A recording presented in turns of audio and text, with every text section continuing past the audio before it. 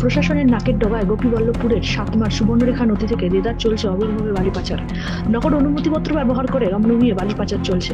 মুখ্যমন্ত্রীর নির্দেশের পর থেকে অবৈধভাবে বালি পাচার রুখতে তৎপর ঝাড়গ্রাম জেলা পুলিশ। এদিকে মুখ্যমন্ত্রীর নির্দেশের পরেও গোপীবল্লভপুরের ভূমি দপ্তরের নাকের ডগায় গোপীবল্লভপুরের সাতমা এলাকার সুবর্ণরেখা নদী থেকে দেদার চলছে বালি পাচার। তবে এবার প্রশাসনকে ফাঁকি দিতে বালি পাচারকারীদের নতুন কৌশল ভেস্তে দিল নয়াগ্রাম থানার পুলিশ প্রশাসন। কখনো বালি বোঝাই গাড়ির নাম্বার প্লেট নকল করে বালি পাচার হচ্ছে, আবার কখনো নকল বালি তোলার অনুমতিপত্র ব্যবহার করা হচ্ছে।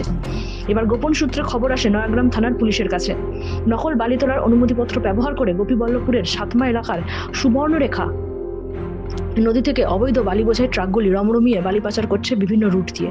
সোমবার রাতে খবর পাওয়া মাত্র নয়াগ্রাম থানার বিশাল পুলিশ বাহিনী নয়াগ্রাম থানা চত্বরের রাজ্য সড়কের উপর নাকা চেকিং চালিয়ে অবৈধ বালি বোঝাই ট্রাককে আটক করল।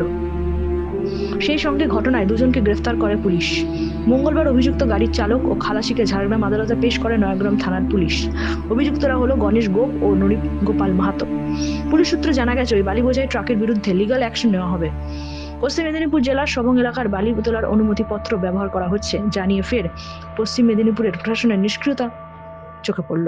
জানা গেছে বেআইনি বালি পাচার রুখতে ঝাড়গ্রাম জেলা প্রশাসন ও পুলিশের পক্ষ থেকে পদক্ষেপ নেওয়া হয়েছে।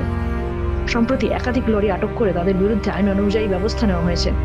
এর জেরে এবারে সরকারি কোষাগারে 408,000 টাকা কর আদায় হয়েছে।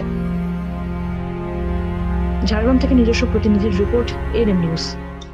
আরও খবরের আপডেট পেতে সাবস্ক্রাইব করুন আমাদের ইউটিউব চ্যানেলটি আর বেল আইকনে ক্লিক করুন নোটিফিকেশনস পেতে।